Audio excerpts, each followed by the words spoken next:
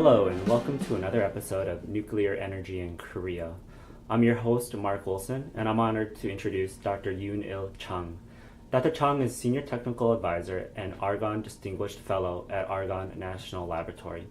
He joined Argonne in 1974 and has held numerous positions of responsibility, including General Manager of the Integral Fast Reactor Program from 1984 to 1994. Thank you, Dr. Chang, for joining us today. For our audience, could you please talk a little bit about yourself, particularly how you got started with the Integral Fast Reactor Program? Okay, thank you for the kind introduction. I started the graduate school with the nuclear engineering, and I worked in a private company, Nuclear Assurance Corporation. Then I joined Argonne National Laboratory in 1974. In those days, Argonne had a very strong program in fast reactor technology. But when President Carter announced his nuclear policy in 1977, which stopped all the commercial reprocessing and the civilian use of plutonium, it meant a major blow in the Clinch River breeder reactor demonstration project. And eventually, all the fast reactor technology programs were facing closeout in time. So at the time, more than half of Argonne National Laboratory, including all the test facilities located in Argonne West in Idaho, were associated with the fast reactor development.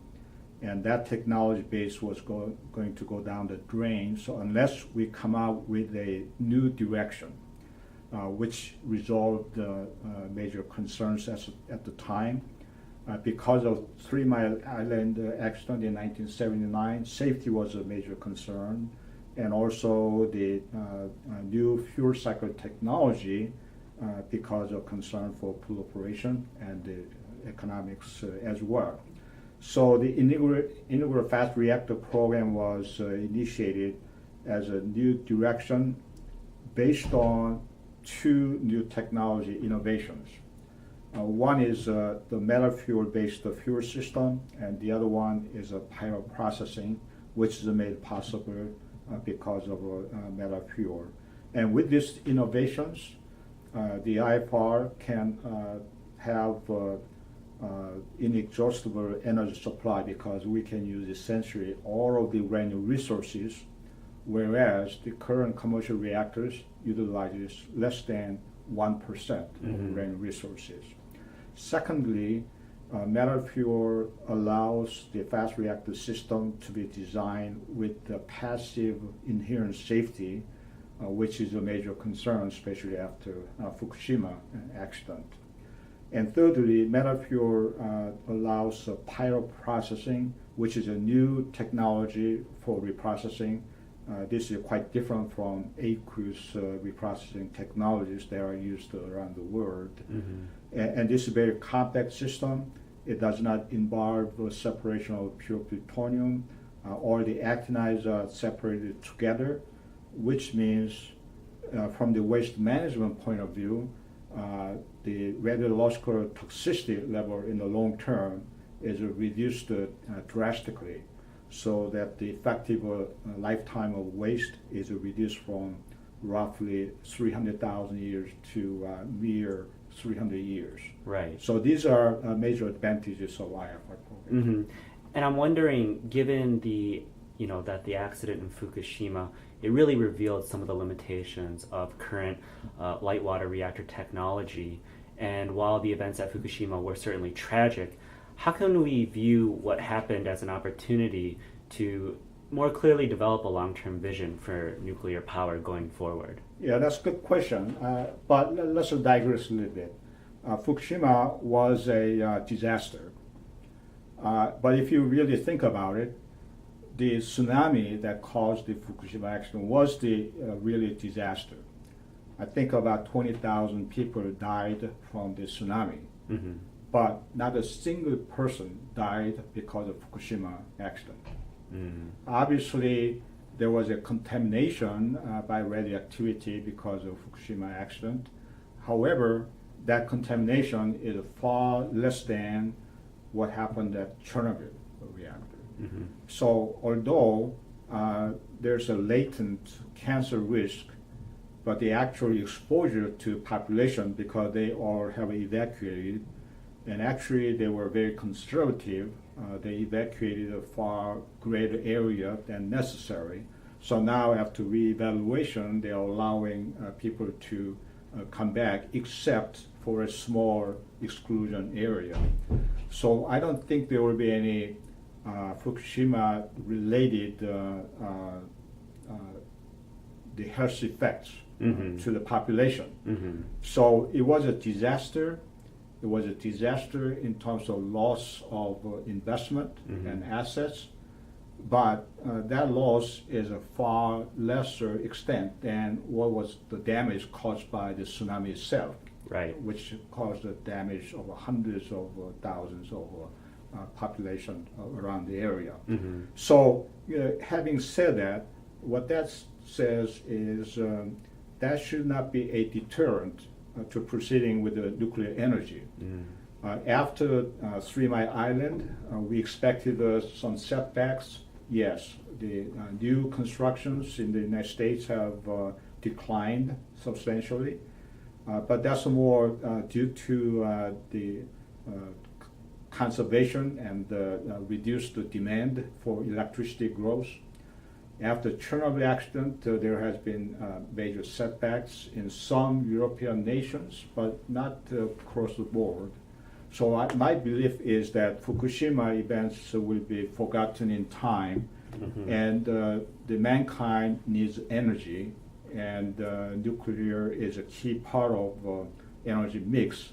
So even in Japan, the nuclear energy will come back eventually. Mm-hmm. All of the 50 reactors that were operating have been shut down since Fukushima. However, this year they are restarting 2 reactors, so eventually in time they will come back. So we have to have a longer term view.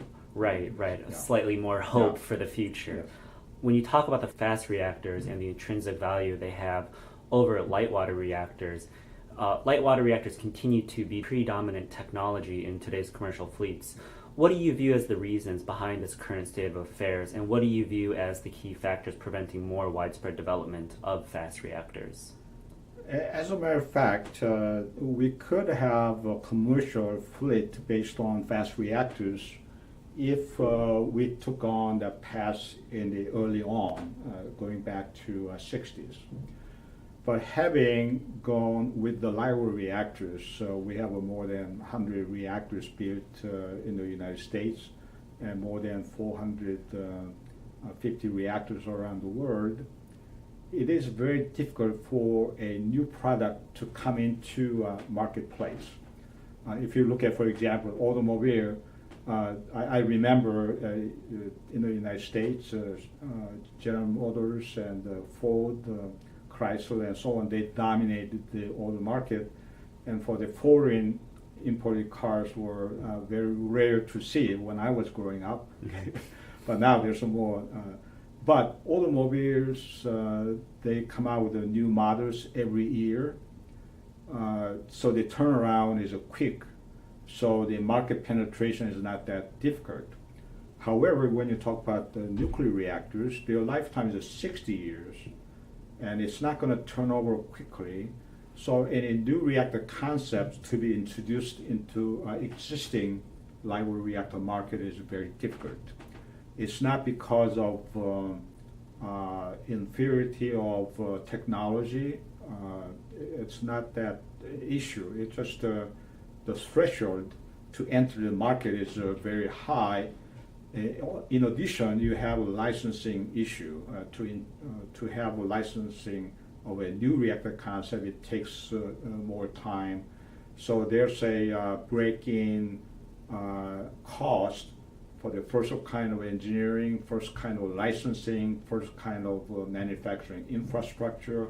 All of those things make it very difficult for a new reactor technology to be introduced into the market. And kind of on this issue of the market, Perhaps the most serious threat today to the U.S. nuclear industry is market competition from low-cost shale gas, particularly in deregulated electricity markets.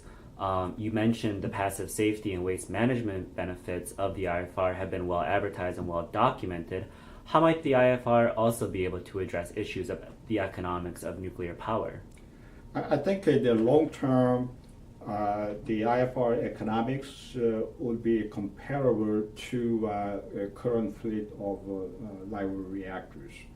But as I mentioned, it has to overcome the first of kind of engineering cost, first kind of licensing cost, first of kind of market introduction. If we go through several of series of constructions, then at maturity you will have equivalent economics. But how you break that initial several reactors to reach that point, you got to start from somewhere. So without a government policy to introduce technology, which is being done in Russia, China, South Korea, in France, and so on, unless there are government policy to introduce the advanced reactors, purely to rely on free market force, it would be very difficult. Very difficult to achieve. Yeah. And yet, there have been other statements by prominent officials like Secretary Moniz who have said that the future is with the SMR. Is SMR and IFR two incompatible technology issues, or are they the same? Well, in terms of market penetration, they're in the same new reactor concepts. What distinguishes IFR from other SMRs is that IFR has two features that's required for the longer term energy source. One is full utilization of uranium resources, where the current reactors use less than 1%. And that full utilization of uranium resources make energy, even with the already mined uranium, you can replace the entire fossil energy base for hundreds of years or 1,000 years. So that energy potential, that's unique with the IFR. Second part is in the IFR we can solve the current generation spent fuel nuclear waste issue by removing the radiological toxicity, making it much shorter lived waste. And that burning the actinides in the reactor can be done on the fast spectrum. So those two issues, the long-term energy potential and solving the waste disposal issue, those two issues are unique with the IFR, where they are not available in other SMRs. And kind of going back a little bit to the perception of nuclear power. The environmental community has been opposed to nuclear power, but there have been an increasing number of environmentalists who have come out in support more recently.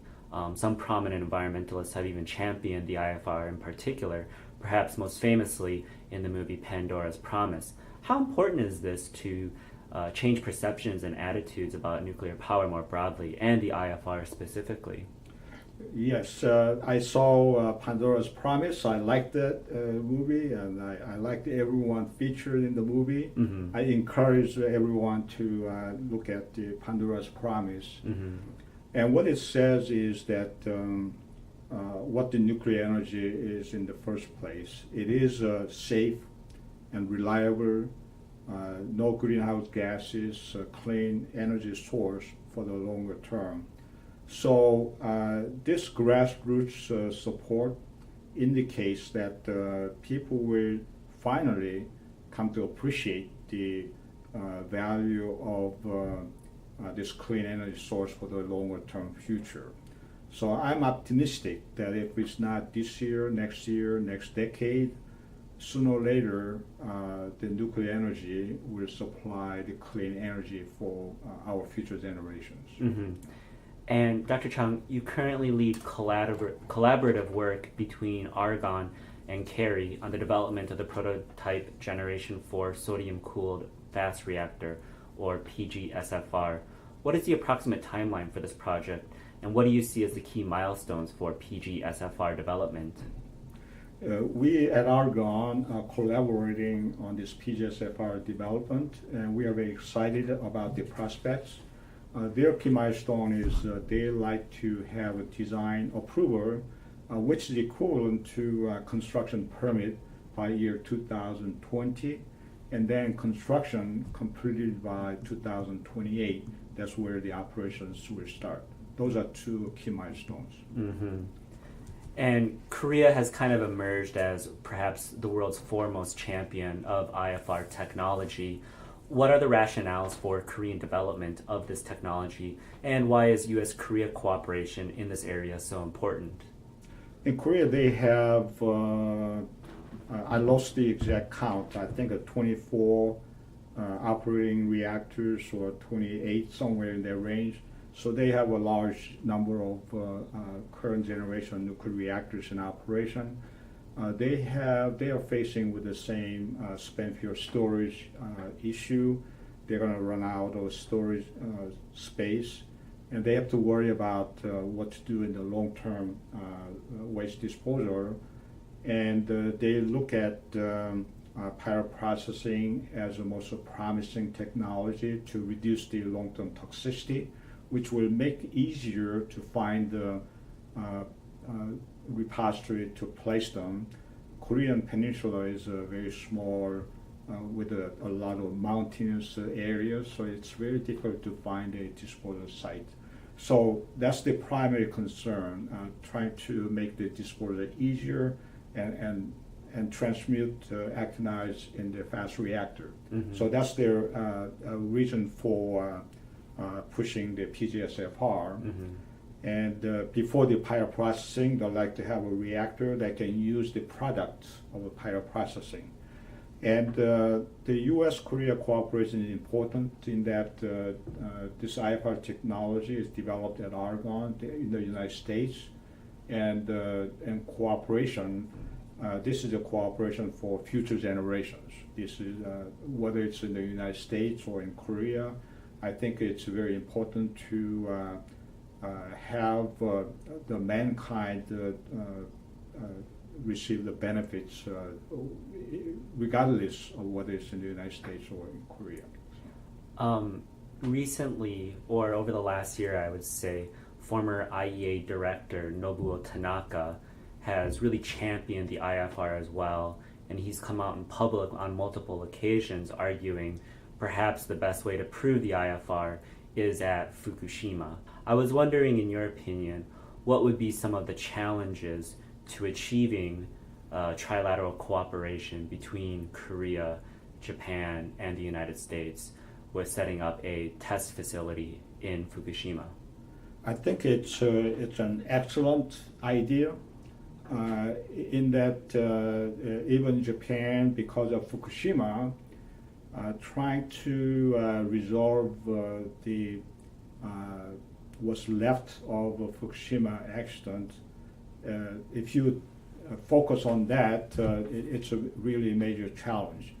You need to have a vision that there's a future for nuclear energy, and in that sense, having a trilateral project to show a new technology that can solve the legacy problem that was left from Fukushima, and showing the next generation advanced reactor project. It's an excellent idea, and I think it would be good to bring the nuclear back to Japan energy situation. I mean, they cannot live without the nuclear energy very long. They need the nuclear energy.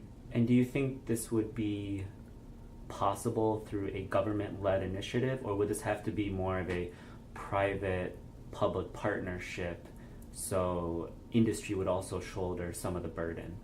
I think all of the above. Mm-hmm. I think it requires both government-to-government cooperation as well as private sector led understanding of what is a feasible and so on. So it requires, it's a really major challenge to make it happen. So it requires a cooperation at all levels. Mm-hmm. And recently, there's been significant attention has been paid to other Gen 4 technologies, most notably the molten salt reactor. How would you assess the prospects of these other Gen 4 reactor concepts, particularly in relation to the IFR? Well, with our energy policy, mostly private sector, free market driven situation, in which case it's very difficult to introduce a new technology to marketplace. So what government can do is promote research on other generation 4 reactor types. This is good for as a training basis for upcoming students as well as nuclear R&D organizations and so on. So I think it's good that the government is supporting development of alternative different kinds of generation 4 technologies. But that's for the purpose of doing research and training young generation, it's one thing. Mm-hmm. But then how you bring them to the marketplace, that requires a government role. And when it comes to that time, then you have to weigh what is the goal of such government initiative. And as I mentioned earlier, the long-term energy potential and solving the waste problem, those are what makes the IFR appropriate, serious deployment consideration than other reactor types. Mm-hmm. And you've gone on record saying that in the near term, advanced light water reactors will still play an important role until a technological path forward is established for next generation reactors. Do you have a vision for how the transition from a predominantly light water reactor-based fleet to one based on fast reactors will take place? That's a good question. First of all, it's not going to happen in the near term. It's going to take 10 years, 20 years, 30 years. What's important is we have to have a big picture in mind. In the 19th century, we used wood as a primary source of energy. Coming to 20th century, we started using carbon-based fossil fuels, coal, oil, natural gas, in that order. But in the 21st century, we're continuing those fossil energy. So we are talking about more than centuries of this energy source. Nuclear energy just started maybe 50, 60 years ago. And it will become a major source in the latter part of the 21st century as well as 22nd century, when we try to exploit other energy sources such as renewables, wind, solar, and so on. We're going to face natural limitations of what the renewables energy can provide. Mm-hmm. So when in the near term, we're exploring all those renewable energies, but in the longer term, when we look at the 22nd centuries, the nuclear will come back, will have to play a major role. So we have to have a big, longer-term vision. Mm-hmm. In terms of actual transition from current generation light reactors to fast reactor-based economy, I think we have to start with pilot processing demonstration, which is a much lower cost project, and that may provide the impetus to do the reactor demonstration, which then introduces first reactor, second reactor, and so on, and which will lead to a gradual transition over time. And that transition will have to take place 20, 30, 40 years. It's not going to happen overnight. So kind of perhaps the most important ingredient to achieving this is actually vision. And kind of my last question then is, who do you view as kind of the last visionary to really propel nuclear power here in the United States? I don't think it's going to be government leadership nor private sector leadership, but I think it has to be public opinion. The public has to appreciate what nuclear energy brings to our life and understand the need for it. And we have to really look at it globally. The energy is an engine of prosperity, and 80% of world population is still in poverty. They don't have a benefit of energy, no electricity. So we have to open our minds to the worldwide, global mankind.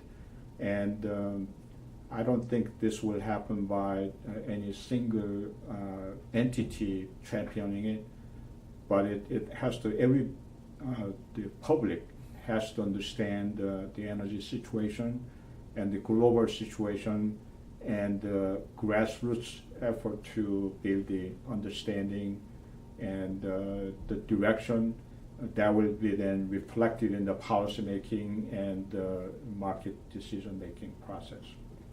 Well, thank you very much, Dr. Chang. Was there anything else you'd like to say before we wrap things up here today? Well, this was an honor for me to participate in the podcast, and I appreciate for listening to our dialogue, and wish you all the best.